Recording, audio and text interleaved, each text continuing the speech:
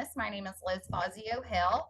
I'm with the Gulf Coast Authority, and along with my co-chair, Matt Garcia, we're happy to present a Water 101 today by three exceptional experts in their field. Today, we're going to start out with, if I recall, Sarah Schlesinger with the Texas Water Foundation is going to lead us in a broad overview at about 30,000 foot view. We gave her the large challenge of covering it all up front, but she is very good at doing that, and will do a great job. We also have Leah Martison with us, who is with the Groundwater Association of Groundwater Districts, and Jeremy Mazer, who is with 2036 to provide us some data. Leah will be covering groundwater in Texas, groundwater law in Texas, and some of those largest challenges.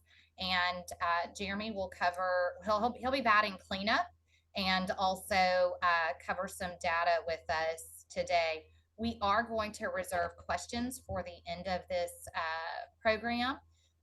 I am going to go ahead, though, and start by allowing each of the members to give a brief, a little bit more about themselves, but a brief overview of themselves, their organization, and then Sarah will kick it off. Sarah, over to you. Or Matt, do you have anything to offer at this point? No, I think you hit all the high notes for us, Liz. Great to see such an awesome group with us today.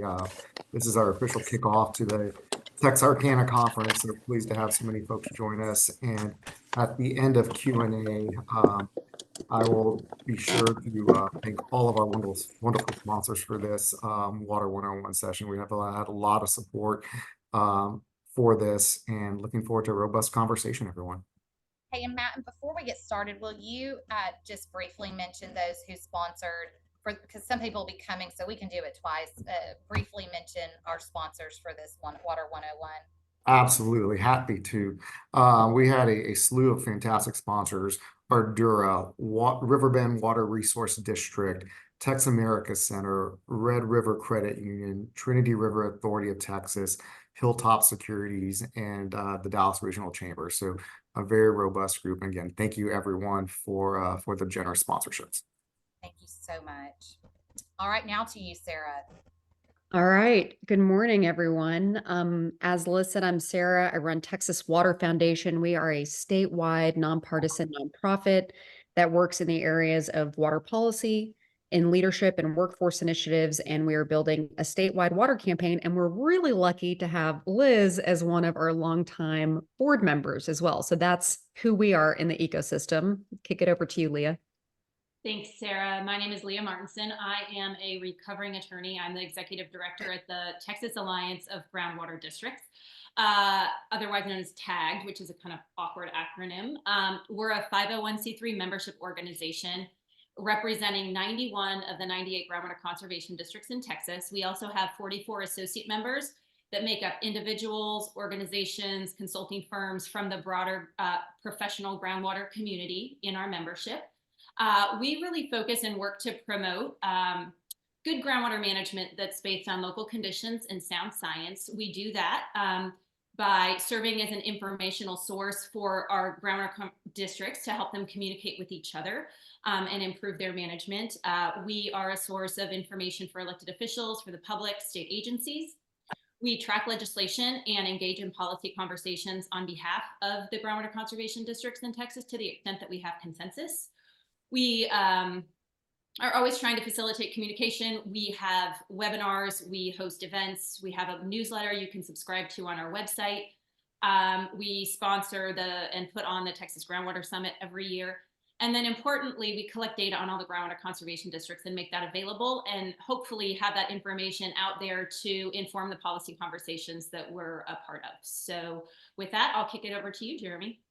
Hey, Leah, thank you very much, and good afternoon, everyone. Liz, thank you so much for inviting me to be part of this panel. My name is Jeremy Mazer. I'm a senior policy advisor here at Texas 2036. We are in case you haven't heard about us, we are a nonprofit, nonpartisan, data-driven policy think tank. Our North Star is to make Texas the best place to live and work by the time of our bicentennial, which is in 2036. My work centers on infrastructure and natural resources, specifically water, oil and gas, energy, what I like to call the lifebloods of Texas. And I'm happy to be here this afternoon and look forward to being part of the oftentimes dry conversation about water data and policy. Ooh, and the puns have begun, so let's kick it off. Water sector is rife with water puns. We are inundated in them, as it were. And I'm going to share my screen and get us kicked off because we've got a lot of material to cover. Can y'all see this screen okay? Great. Okay. I also want to say that I see a few water experts on this call. Howard, I'm looking at you, Rick as well. So for all of the water attorneys that may be listening, I'm going to ask you to forgive me already for the lack of detail that I'm trying to cover the complexity of how water is managed, how it's regulated, how water works in Texas in under 15 minutes. So keep that in mind as we move through all of this.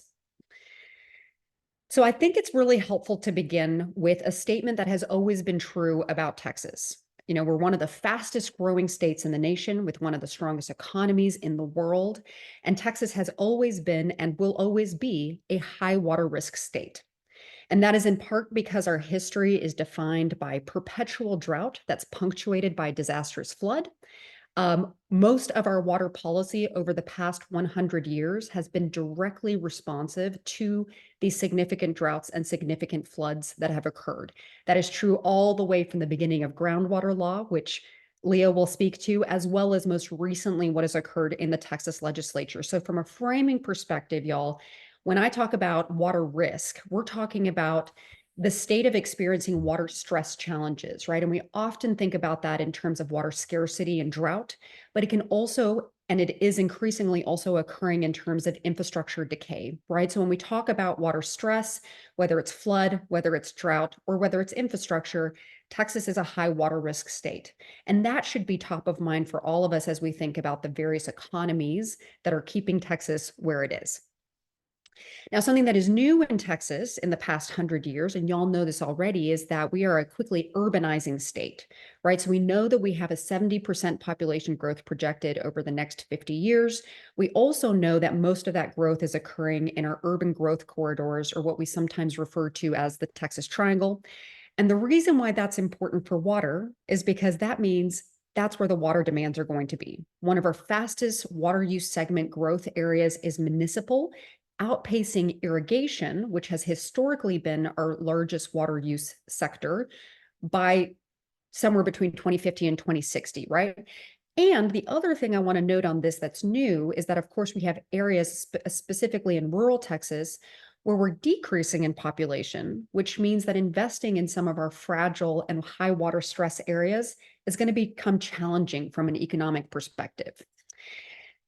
So to explain how water works in Texas, I find it's really helpful to start from the beginning, this place that we all learned as children, which is the water cycle. And so I just want to start there and linger for a moment, which is that we remember that all water is ultimately connected, whether it is rain, whether it is our surface water, our groundwater, right? But it's all a part of this connected system.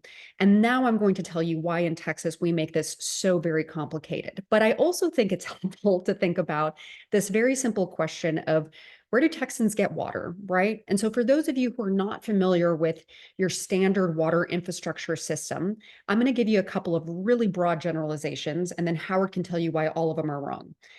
Urban Texans, where that growth is occurring, tend to get their water from a public water utility, right? So if you live in Houston or whatever, a public water utility, and those utilities tend to usually get their water source from some combination of surface water rights or groundwater that they're using.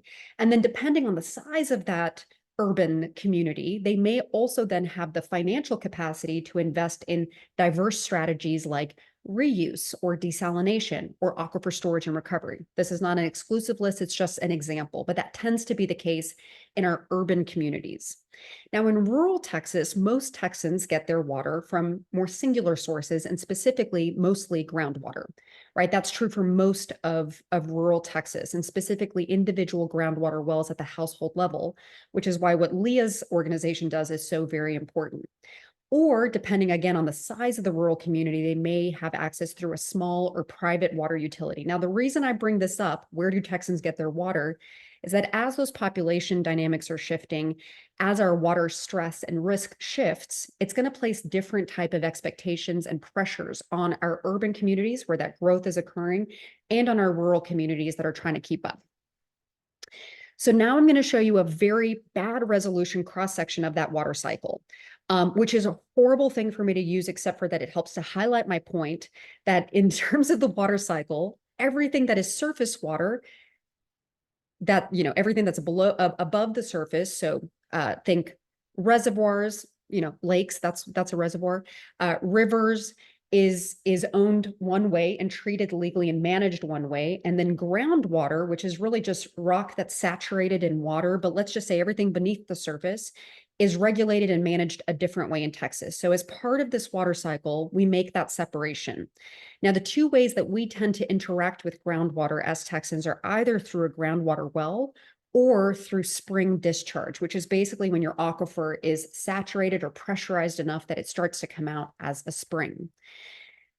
The reason why I bring that up is because Texas's overall water budget is, in fact, over 60% of it is groundwater, but even our surface water is mostly informed. Some enormous percentage, maybe you know it, Leah, is also then recharged by groundwater, right? So we're fortunate in Texas to have diverse and deep groundwater resources, but they are really fragile and at risk. So here's the very simple breakdown of how we regulate and manage the legal framework of water in Texas based off of that water cycle. Everything that's surface water is owned by the state and held in trust for the Texas public. And it's permitted through a legal framework that is called prior appropriation, or sometimes referred to first in time, first in right. Meaning, and you'll find out who does that, but through the TCEQ, they hand out those rights, and it's based off of a prior appropriation framework. On the groundwater side, on the other hand, that is managed by a legal framework called rule of capture, which means that it's a private property right. And in very few or limited cases, those two frameworks interact with each other. And we're going to hear a lot more depth on the groundwater side from Leah. But I highlight this because we're basically treating two very significant parts of the water cycle under two different legal frameworks. If you have a hard time wrapping your head around this, the very brilliant water lawyer Greg Ellis likes to say, in Texas, if I'm pumping it, it's mine. If you're pumping it, it's ours. And if it's polluted, it's definitely yours. That is not an accurate representation of Texas water law, but it's a pretty good cue for it. So let's talk about governance.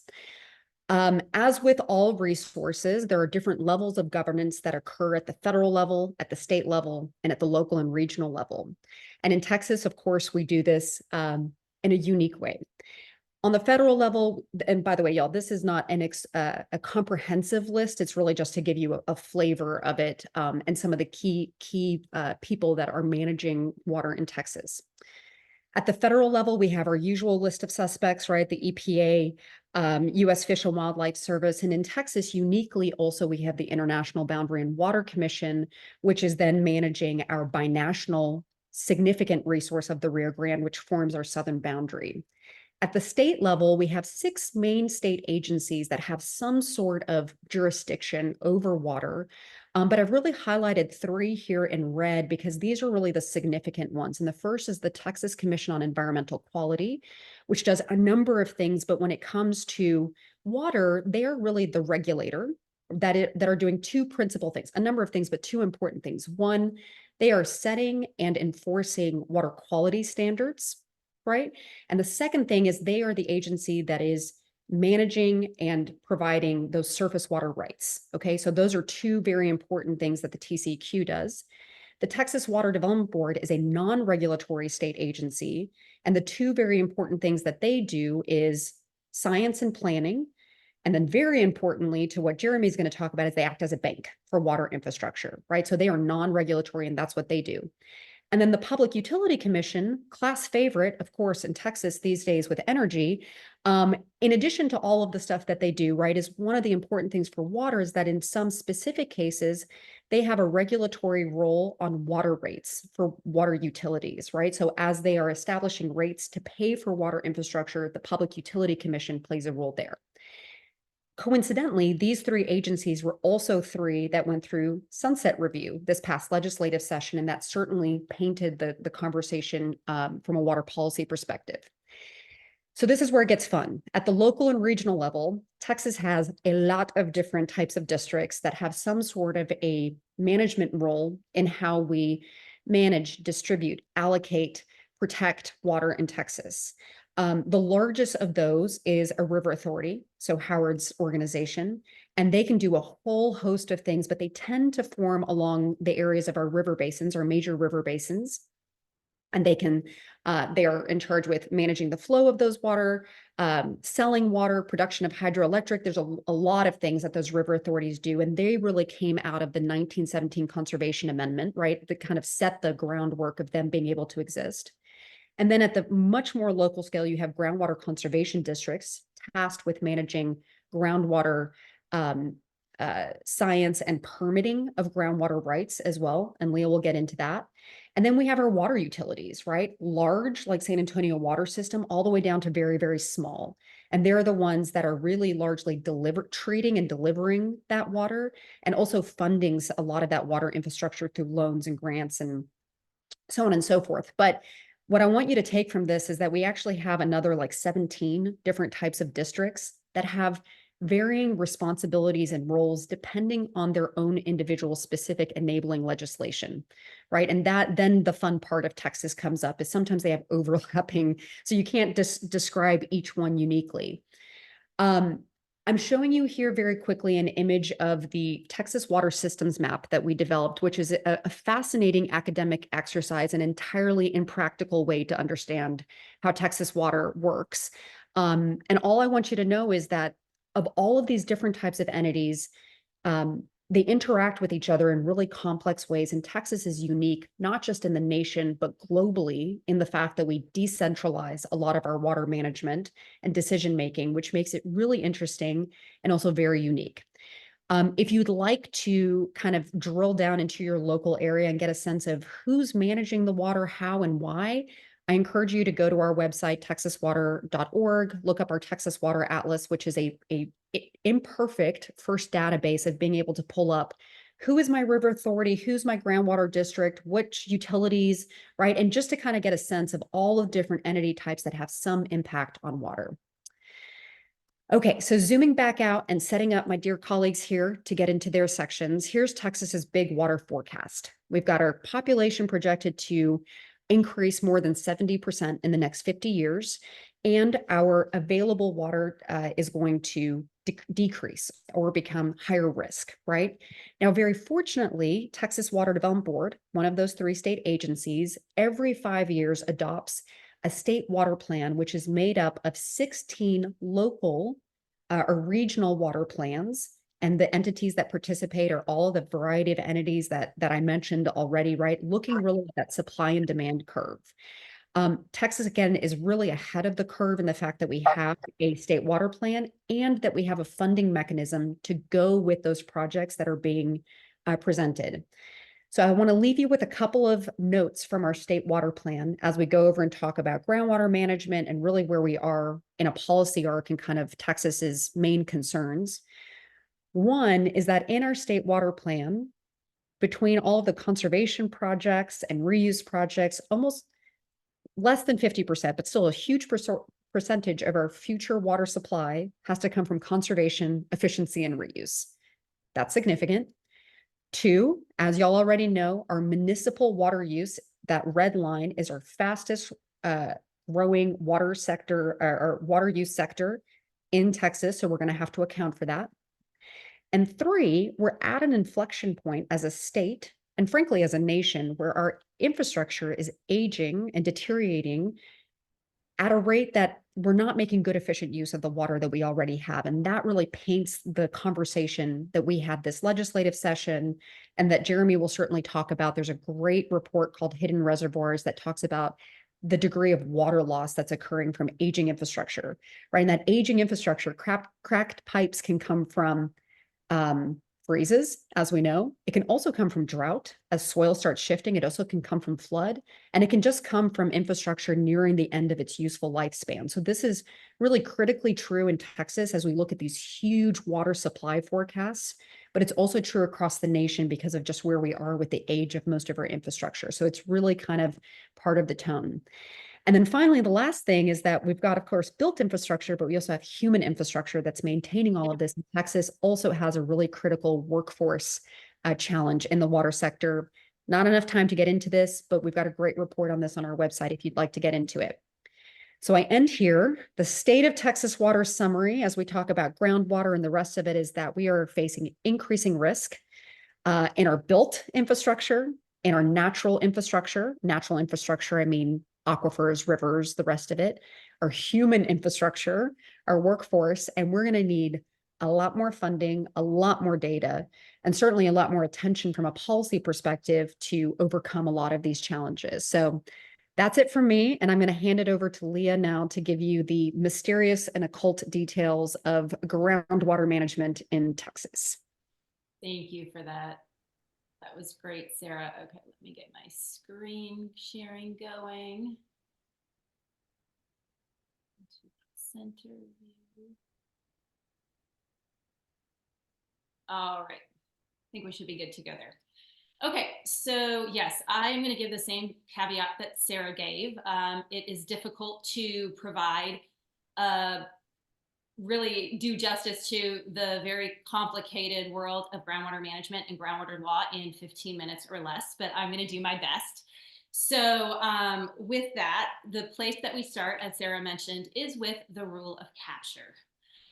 The story of Texas groundwater really began back in 1904. There was a Supreme Court case, Houston and Texas Central Railway versus East. It came to the court when the railroad came to town, built a very large and very deep, by the standards of the time, well right next to Mr. East's well.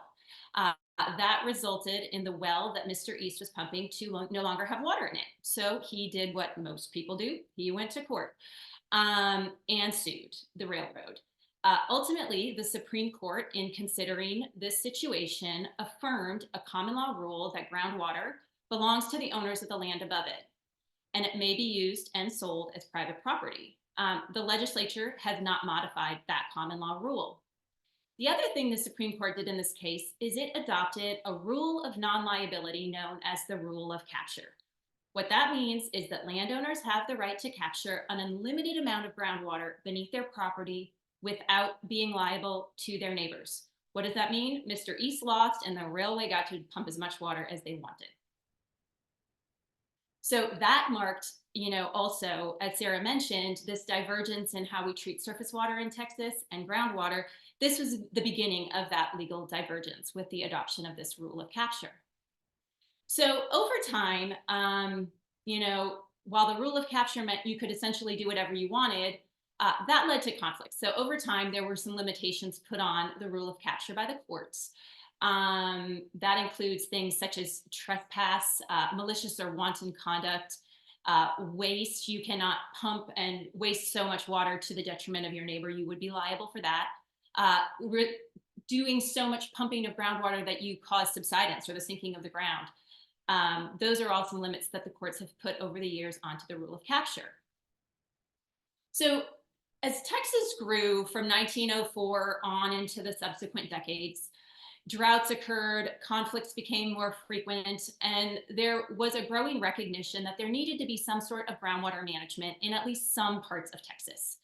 There were a few decades when the legislature talked about it, could not come to consensus on how to move forward with a structure for groundwater management.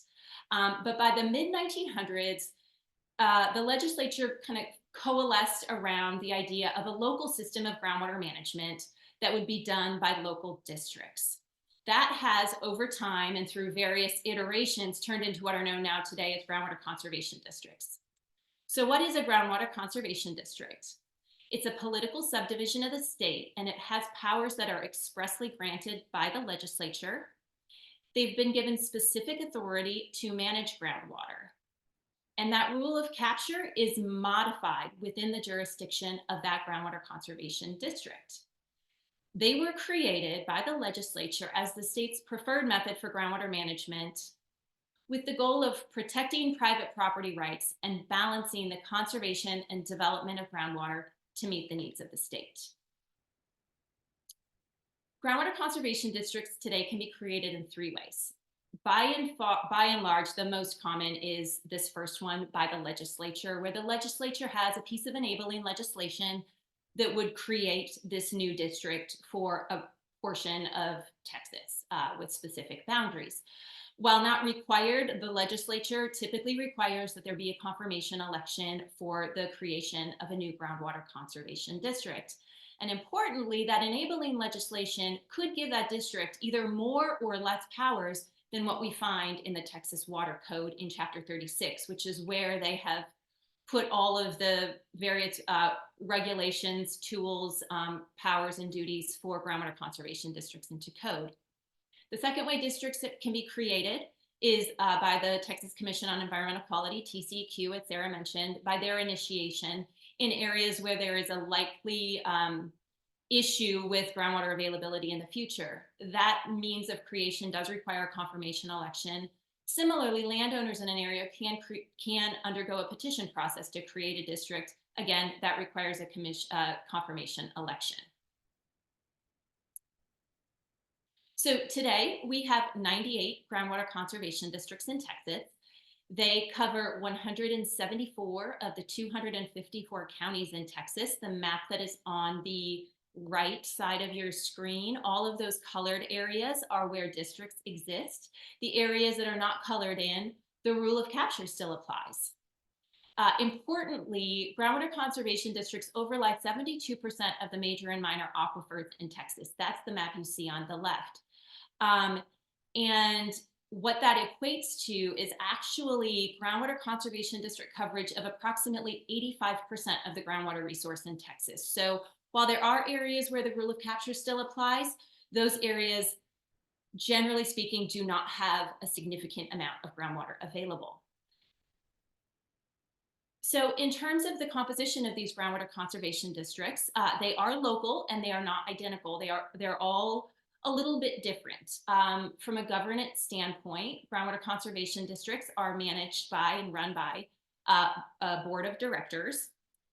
70% of districts have an elected board, while 23% those boards are appointed. Those appointments may come from the county commissioners or municipalities or water use groups. That is going to have been defined in that enabling legislation. And then there are just a few districts that actually have a blended board of both elected and appointed officials.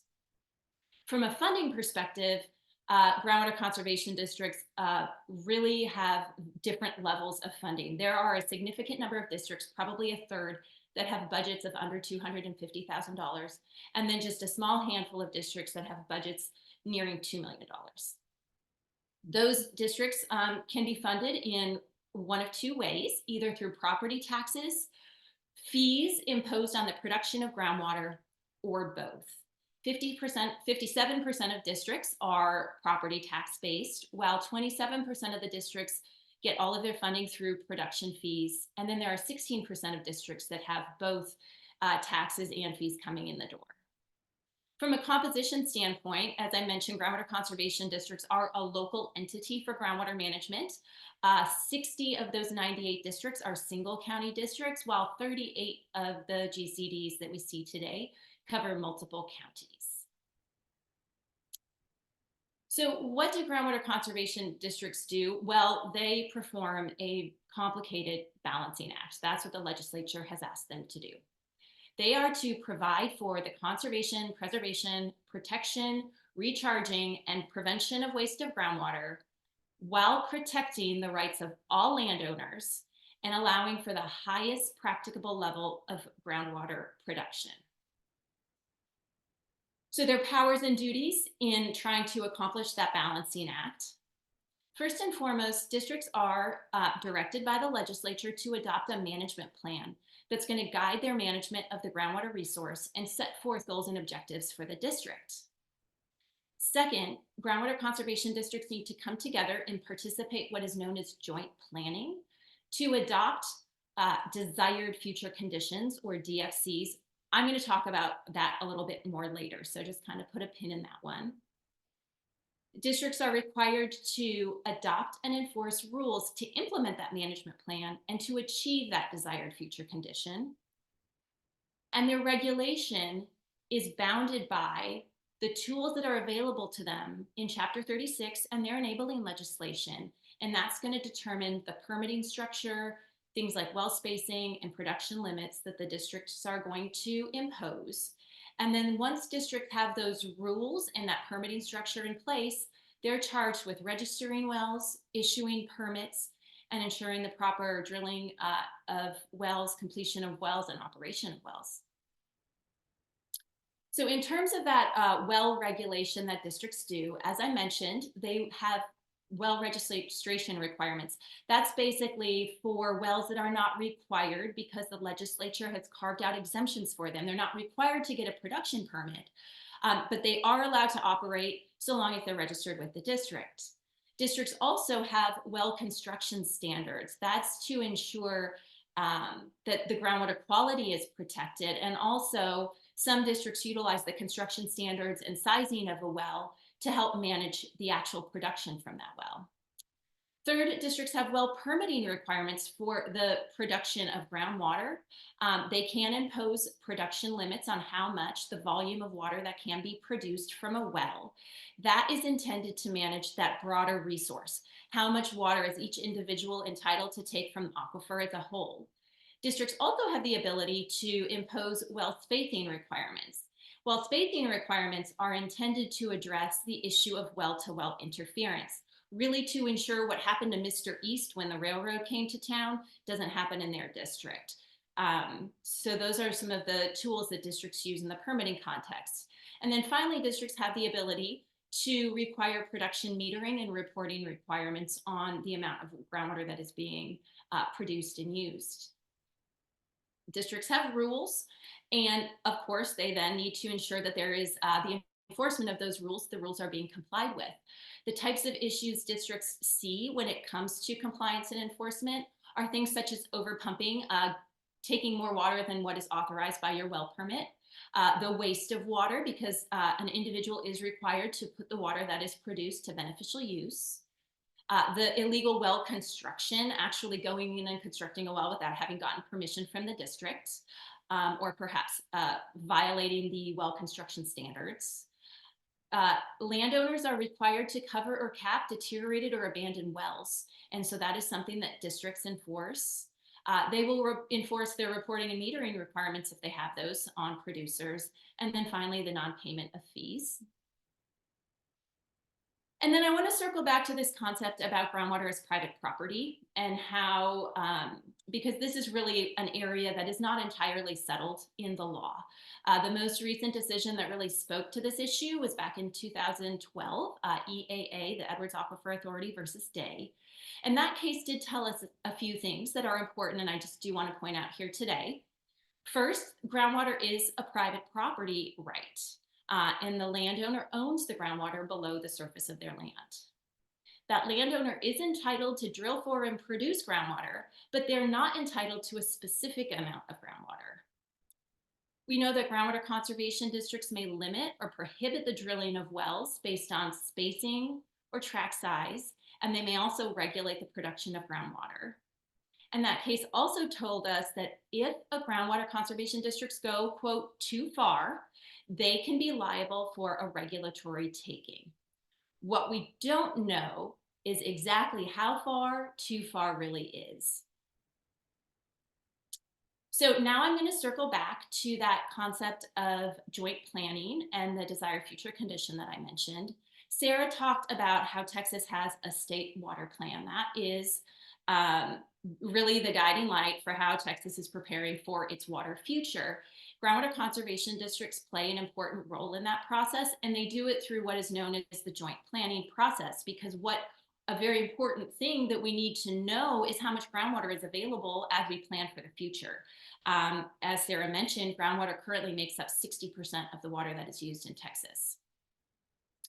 So for purposes of this joint planning that is conducted, Texas has been divided into 16 groundwater management areas that are grouped generally by the major aquifers of Texas, and they're shown on this map. So these groundwater management areas, or GMAs, are made up of the groundwater conservation districts within the area. There are two concepts I'm going to talk about, important acronyms that I want to go over. The first is the concept of the desired future condition. What is that? It's an expression of local groundwater management, and it's intended to provide a snapshot of what we want the aquifer to look like at a specific point in time in the future.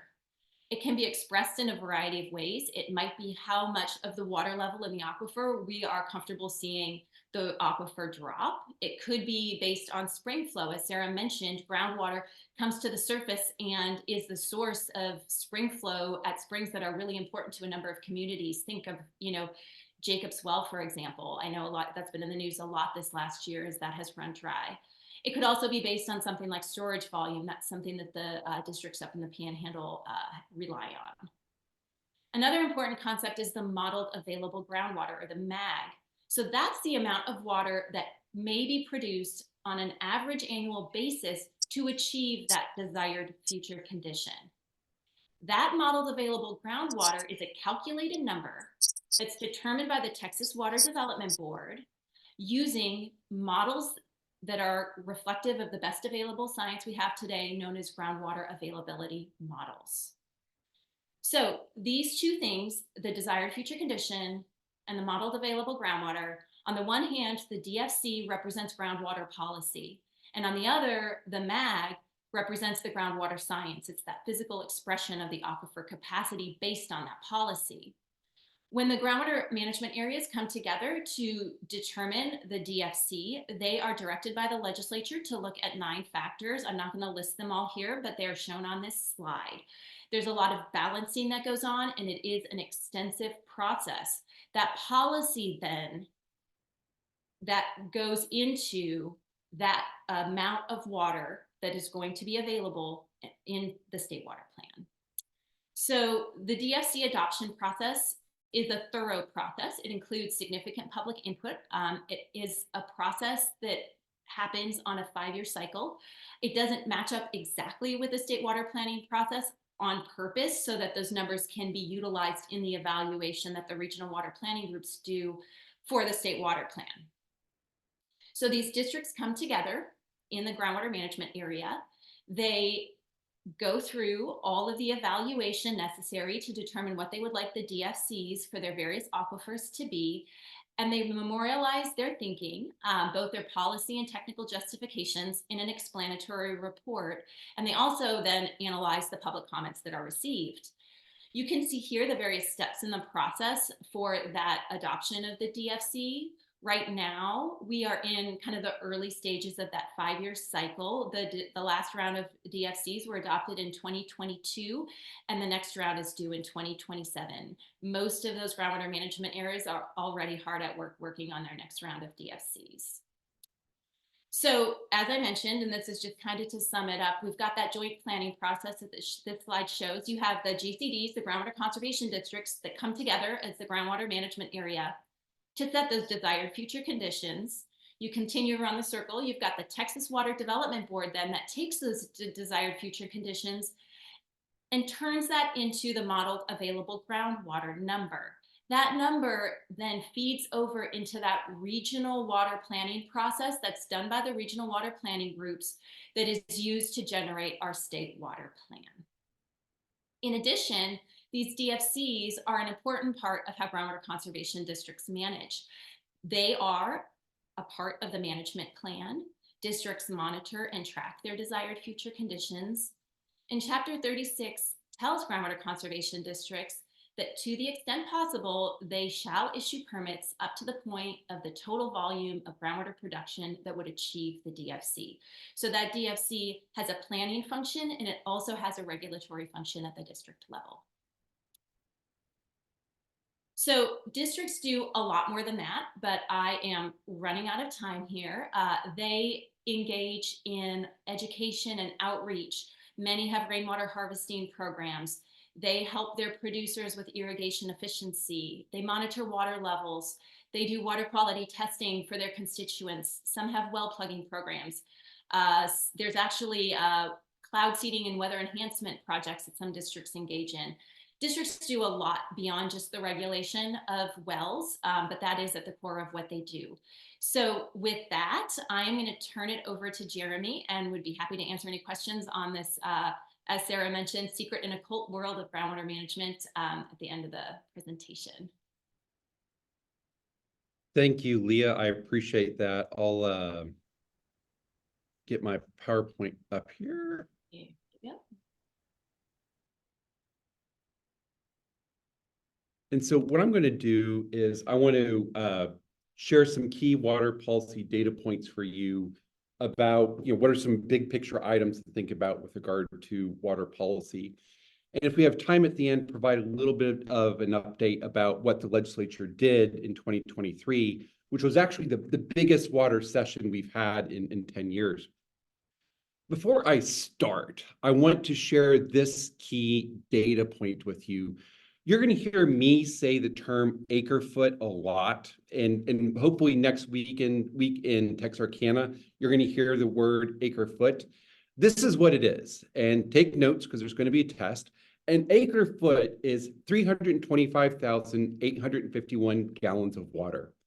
That's the same amount of water that you need to cover 1 acre of land with water 1 foot deep.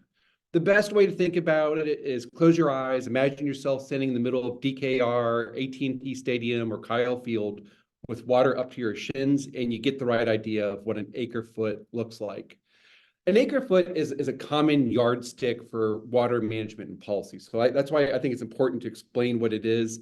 And just for reference, 1 acre foot typically serves about 2 to 3 Texas households per year. Okay, with that said, let's dive into business. Let's talk about 2 key water policy challenges facing our state. And they are 1, the need for water supplies for our drought-prone and growing state. And 2, the problem of aging, deteriorating water and wastewater infrastructure. Let's talk about the water supply issue first. About 100 years ago, a state meteorologist proclaimed famously that Texas is the land of perpetual drought, visited by the occasional biblical flood. And anyone that's lived here for the past 10 years knows that this is true. The specter of drought is an ever-present threat to our water supplies and continued growth and economic development. And what you see up here is last week's map from the U.S. Drought Monitor for the state of Texas. And there's some good news here. The rains we received this winter have certainly mitigated the severe drought conditions we saw last summer, and only about 12% of the state is in the severe to worst drought category, and about 31% of the state is in the moderate category. But we know that droughts can be much worse than what we're seeing today. Here's a drought map from 2011, which was the worst 1-year drought in Texas's recorded history. Back then, 88% of the state was the exceptional drought category. And that's what the maroon color is. You may think that's a distribution of the Texas A&M fan base, but no, that's a recording for where the exceptional drought conditions are in the state. And meanwhile, 99% of the state back in 2011 was in the severe to worse drought category. Looking back, we know that Texas has had to endure droughts that were longer and more severe than what we saw in 2011. And some of these droughts have lasted not only years, but even decades. To put it bluntly, droughts do very bad things to our water supplies. They dry up rivers, lakes, and reservoirs and place added strains on our groundwater resources. And we know that there have been instances where communities have run out of water because of drought. The good news is that the state, as a matter of policy, has a plan to prepare us for future droughts, and it's called the State Water Plan that Leah and Sarah referred to earlier. This plan, however, includes some key projections on what droughts can do to our water supplies and our state's economy. And I want to share those data with you now. First, keep in mind that Texas faces a long-term water supply deficit if we do not develop enough new water supply projects and we're hit by another long, severe drought. Looking at the data, between now and 2070, our water demands are going to increase from 17.9 million acre feet in this decade to 19.2 million acre feet by year 2070. And the reason for this water demand increases should be intuitive. It's a growing state, a growing economy. More people are coming here, and the famous line goes is that they're coming here, but they're not bringing their water with them.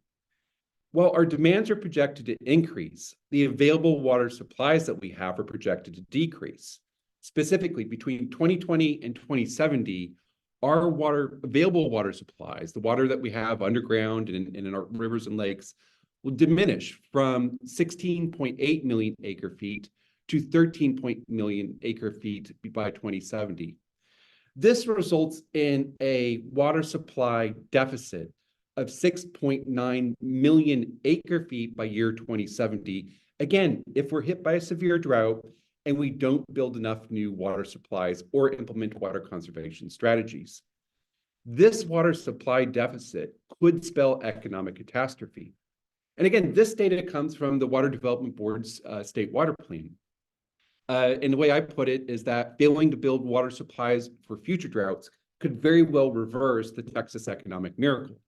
And again, looking at the plan, by year 2030, we could see 144,000 people leaving Texas, 785,000 jobs lost, and $128 billion in GDP losses if we don't have enough water to go around. Fast forward to 50 years from now, year 2070, and we can see 1.4 million jobs lost, a diaspora of people leaving the state, and $150 billion in GDP losses, and 250,000 people leaving the state.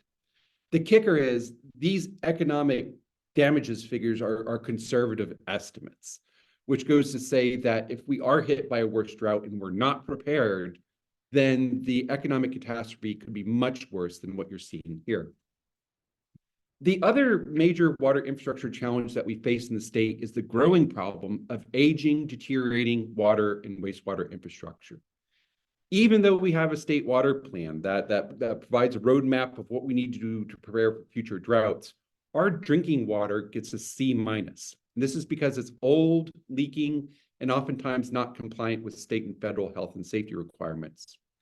In addition, our wastewater infrastructure, which treats water and discharges it discharges the water into our rivers, lakes, and reservoirs, that gets a near failing grade of a D. In addition, and as Sarah had referred to earlier, our infrastructure is so old, it leaks about 572,000 acre feet per year of water loss. For comparison, if you live in the Dallas-Fort Worth area, this is about the storage capacity of Possum Kingdom Reservoir. Or if you're familiar with Central Texas, it's also near the storage capacity of Lake Buchanan or Lake Buckhannon, depending on how you pronounce it, here in Central Texas. To put it bluntly, our infrastructure is so old and so leaky that we lose a very large reservoir's worth of water every year.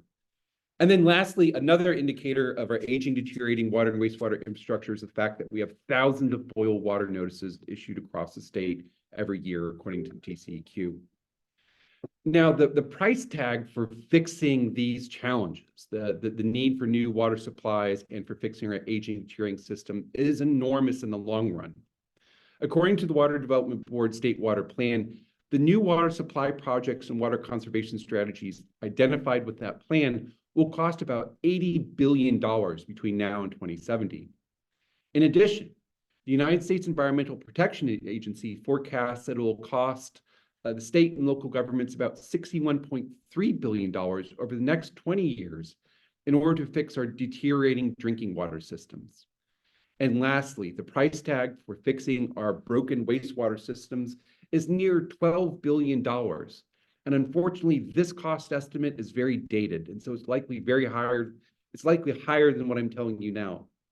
All told, Texas needs to spend over $150 billion over the next 50 years on developing new water supplies and fixing and addressing our aging, deteriorating water and wastewater systems. Now, at the very beginning, I said that the 2023 legislative session, which was just last year, feels like it was yesterday, was the largest water infrastructure session we have seen in Texas in 10 years. And the last major water session was in 2013. And Liz Fazio, who's our co-host here, did an amazing role and was an exceptional leader on some water policy initiatives back then. But in the decade since 2023, droughts and floods came and went, but it became clear to the legislature that the problems of needing to invest in water supply and fixing aging, deteriorating infrastructure remained unaddressed. And so what I'd like to do here briefly is to explain why this was the biggest water session we've had in 10 years, what voters thought about water policy, and some of the key legislative achievements from this past legislative session in 2023. For starters, several things happened in 2022 that really set the 2023 session up to be a major water session. First, there were several high-profile water system failures in Odessa, Laredo, and Zabala.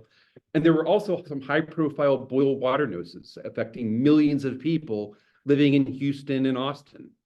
These headlines brought the problem of aging, deteriorating water and wastewater infrastructure into sharper focus for the legislature. In addition, 2022 was a pretty severe drought year. There were billions in agricultural and livestock losses, and there were some near misses as far as water crisis went in some parts of the state. And in fact, along the Rio Grande Valley, there were some communities that were just days away from losing their water in August. But fortunately, a low pressure system that was good enough not to turn into a hurricane provided some temporary relief. But the 2022 drought really was a big issue. And lastly, there was money. First, there was the U.S. Infrastructure Investment and Jobs Act approved by Congress in late 2021. And that provides the state about $2.5 billion for clean and drinking water quality projects over the next 5 years. And in addition to the federal largesse, the historic unprecedented $38 billion budget surplus offered an opportunity to expand the state's financial strategy for addressing our water infrastructure challenges. On top of that, on top of what we saw in 2022, looking at the voter data, the trends were, it seemed to be like water was a political winner going into this last legislative session. I'm going to share with you some data from the Texas 2036 voter poll. And every year we ask voters about a variety of issues, such as their thoughts on public education, public safety, confidence in government, the economy, healthcare, and so on. We included several questions in our voter poll about what voters think about water.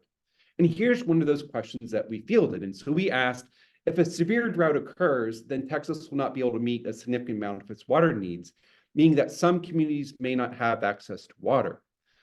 What surprised us here is that 88%, nearly 9 out of 10 voters, are concerned about their access to water during drought. So when you bring up the issue of us being affected by drought and it possibly affecting people's water, they get very worried about it very quickly. Given this concern, voters were supportive of greater spending on water supplies. We asked, much in Texas has endured severe drought in 2022, do you agree or disagree that the state should increase investments to expand our water supplies? Unsurprisingly, 82% of Texans agree this is a good idea, and only 9% disagreed. Then we asked about the problem of aging, deteriorating water and wastewater infrastructure. And so as you can see on the slide, we asked, historically, the state's investment in water has focused on increasing water supplies. Given aging and depreciating water infrastructure needs are growing across the state, do you support creating a fund to update these aging infrastructure systems too? 84% of voters supported this as well. What these data told us going into the 2023 session was that voters were clearly worried about drought, and they were open to the prospect of greater legislative investments and policies to address our water supply and water infrastructure challenges in the long term. And the good news is the legislature did a lot this session. They passed what I call a water infrastructure omnibus package, which consisted of 3 parts. The first part was SGR 75, which you may have seen as Proposition 6 on November's ballot. This creates a new water fund, the Texas Water Fund, that may be used for water infrastructure projects. They also passed another bill as part of this package, Senate Bill 28, which provides specific instruction on how the Texas Water Development Board shall administer the Texas Water Fund. And then lastly, there was Senate Bill 30, which makes a one-time $1 billion appropriation to the Texas Water Fund, given that voters approved Proposition 6 in November. Now, that $1 billion is certainly a welcome amount, but you may hear the phrase drop in the bucket used quite frequently when talking about that $1 billion appropriation compared to the entire magnitude of our water infrastructure needs. So that was a big water infrastructure win of the 2023 session. There were several other bills that the legislature approved as well. And I know we have only 3 minutes left, and so I'm just going to put them up here and leave them at that, but I think I'll just stop right here so we can at least have a minute or two for questions. Thank you. Okay. Thank you, Jeremy. And again, thank you to all of our speakers. This has been quite fascinating. We only have 2 minutes left in the time allotted, and we do want to be cognizant of everyone's busy schedule. So if there is a question, I think we have time for one question for the group. So you please feel free to raise your hand on the Zoom function.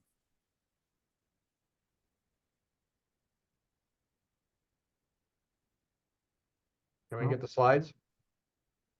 Absolutely. We will definitely send out the slides to everyone, Rick, and get this out to the broader group as well. And I think this has been fantastic, a fantastic primer for the conversation that we're going to have next week. Oh, I see one hand. John, please feel free to chime in. Question for Jeremy. If you could do one thing in 2025 to help address that drop in the bucket, what would it be?